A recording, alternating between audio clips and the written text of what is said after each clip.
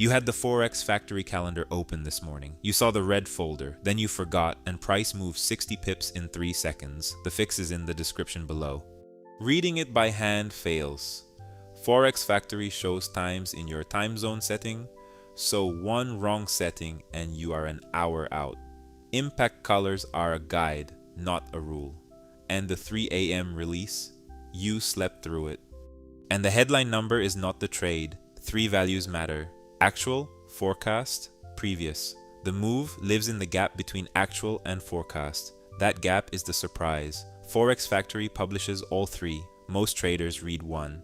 So I built this, the same Forex Factory calendar you already read, delivered as structured data your alerts, your journal, or your robot can use. Filter to high impact. Ask what is coming next. It answers in about a tenth of a second. Get the calendar out of a browser tab and into your tools. There is a free tier. Click the link in the description below.